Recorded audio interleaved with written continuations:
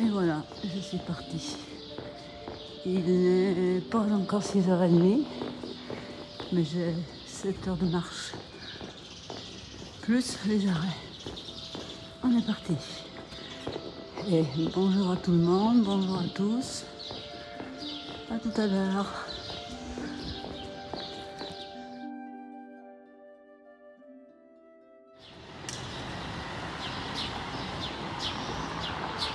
Une pensée pour Isabelle. J'espère que tu es bien rentrée.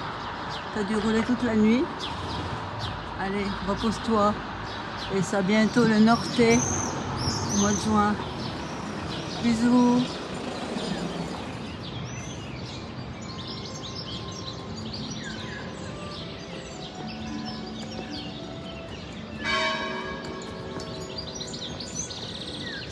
« 6h30.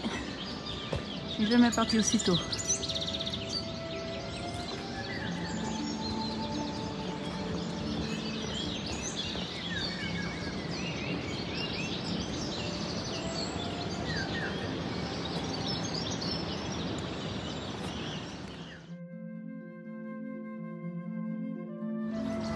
Bonjour à tous.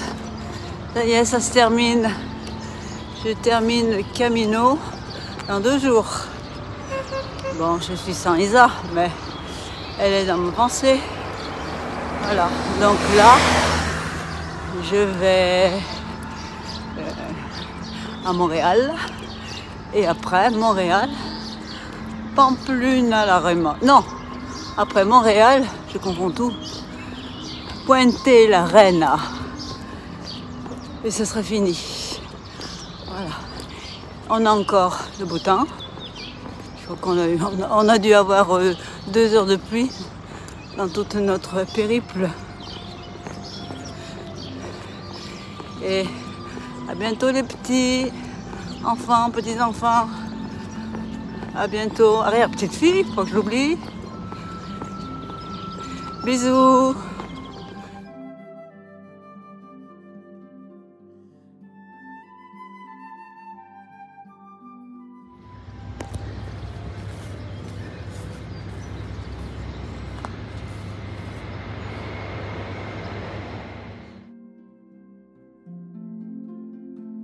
Allez, une grimpette.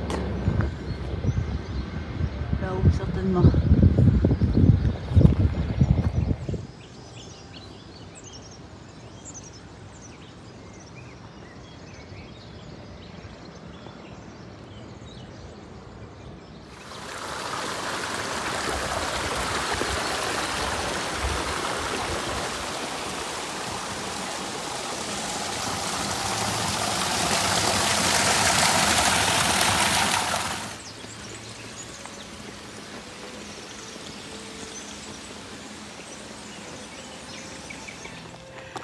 Je voudrais rectifier un truc que j'ai dit précédemment.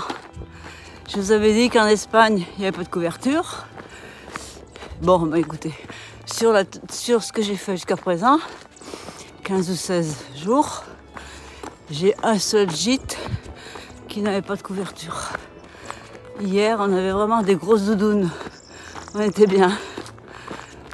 Donc, il se peut qu'il y ait 1 ou 2 gîtes qui n'en ont pas.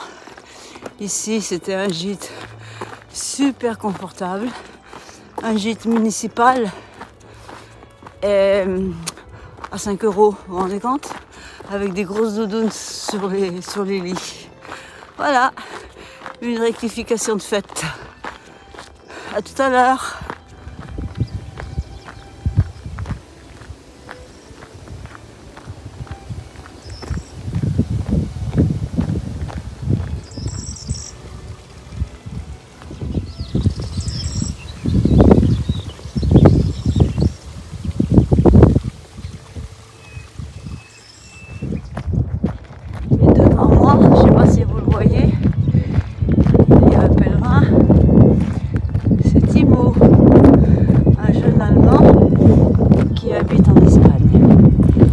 Se voit souvent dans les gîtes.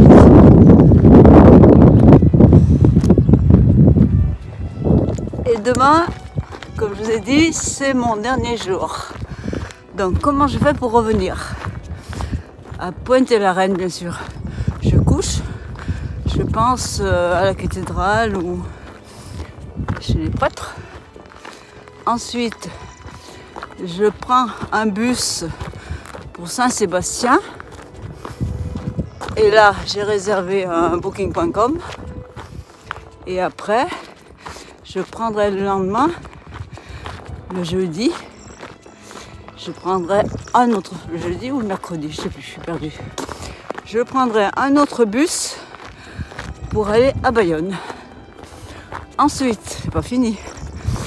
De Bayonne, je vais prendre un train pour Montpellier. Alors, deux raisons. Montpellier, j'ai ma soeur qui habite à Montpellier. On va pouvoir papoter. Et une autre raison, c'est que si je montais directement Bayonne pour Saint-Étienne, il fallait que je monte à Paris, que je change de gare Montparnasse pour attendez, à Paris, gare de Lyon. Et ça, c'est pas mon truc. Et après, je descends sur Lyon, je rechange pour Saint-Étienne, moi bref. Tandis que là, Montpellier, bien sûr Lyon, on passe toujours par Lyon, on remonte sur Lyon, je change pour Saint-Étienne, et voilà, ma destination finale. Vous savez tout. Je voulais rajouter aussi, au bout de 15 jours, on ne sent plus le sac. Hein. C'est sympa, on l'a bien réglé et tout. Par contre, j'étais partie avec un sac trop lourd. Il faisait 11 kilos. J'avais pris la tente. J'avais peur de ne pas avoir de place dans les gîtes. Mais c'est pas le cas. Hein. Il n'y a personne. Enfin, il n'y a pas grand monde. La tente, le réchaud, le tapis de sol. Donc, j'ai tout renvoyé par la poste. Dès le deuxième jour, je commençais déjà à avoir mal au dos. J'ai enlevé quand même 4 kilos. Donc, comment il doit faire là maintenant? Avec un peu de bouffe, avec l'eau, il faut toujours de l'eau, beaucoup d'eau. Là on va faire 30 km, donc j'espère qu'il y aura des points d'eau parce que j'ai qu'un bidon de 1 litre. Et qu'est-ce que je voulais rajouter? Oui, par rapport à mon poids, 49 kilos, si après un bon gueuleton, 50. Donc mon sac était trop lourd. Alors méfiez-vous, ça dépend de votre poids. On dit 10 kilos du poids, c'est pas possible. Voilà.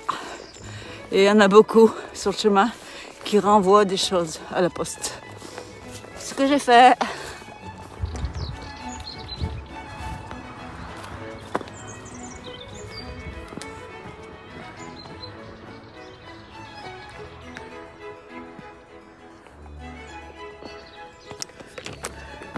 Pas rigolo là.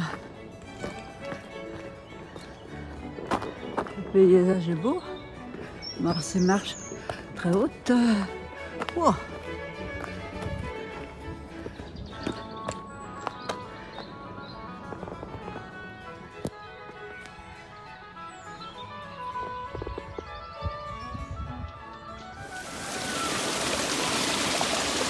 Et ben voilà. J'espère que les pierres ne bougent pas. Ça va.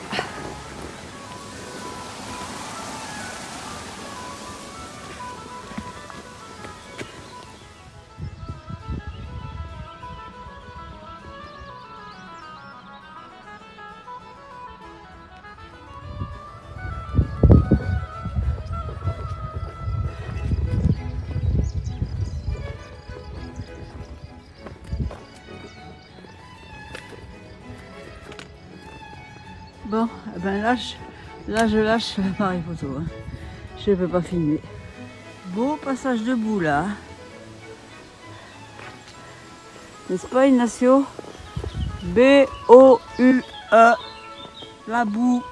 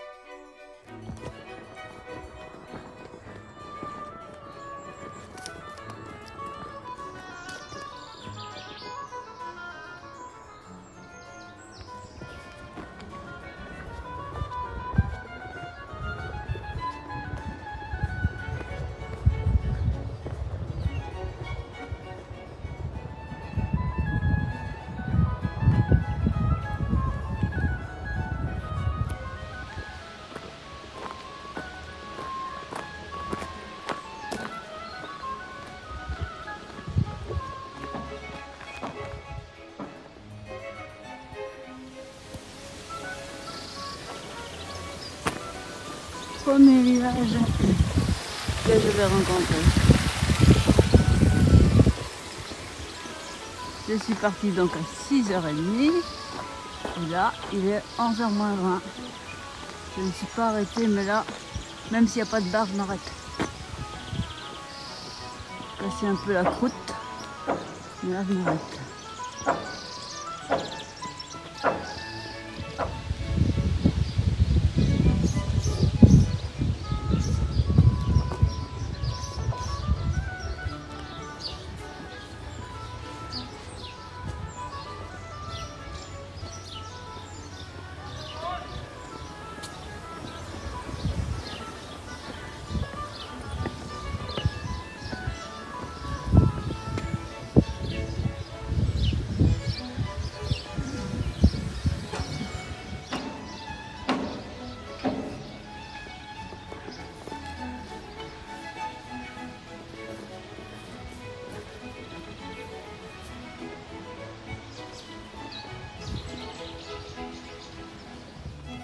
Et ben voilà, le premier village que j'ai retrouvé, il n'y a pas de bar, donc je suis assise dans l'herbe. Donc je suis partie à 6h25 et là il est 10h50. J'ai marché tout le temps. Là j'en avais un peu marre, il faudrait vraiment que je m'arrête. Je vais manger un bout et puis je pense qu'il me reste 9 km, 10 km à faire pour arriver jusqu'au bout, pour arriver à Montréal. Voilà. Eh bien, je vais manger.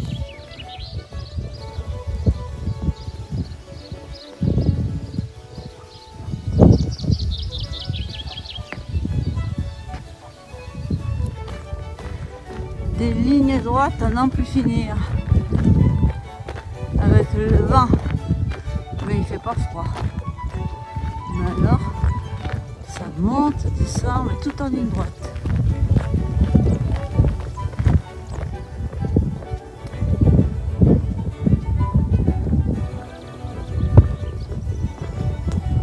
Et encore de la ligne droite là-bas.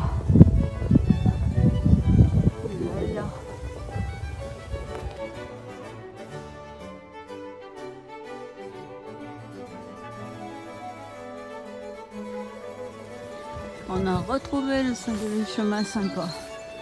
Parce qu'alors, pendant 10 km, ces lignes droites à pu finir. Elle monte, elle redescend, elle vire un peu, c'est une horreur. Là, on est bien là. Et vraiment, c'est grand. Regardez. Beaucoup de terre cultivée.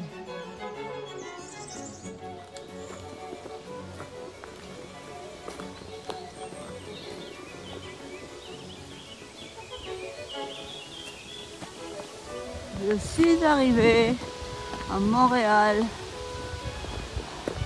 30 km, je crois.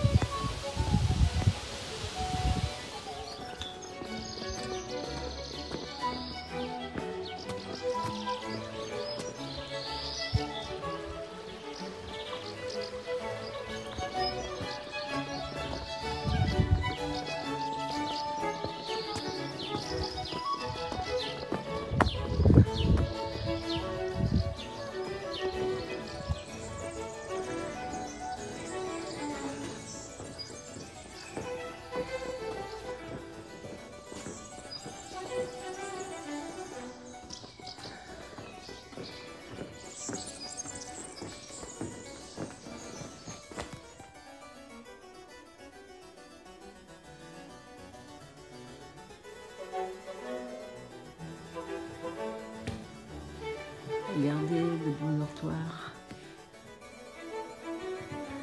Regardez les lits, sans couverture. Mais j'ai trouvé un placard et il y avait, voilà, ça c'est mon lit. Et là, plein de couvertures.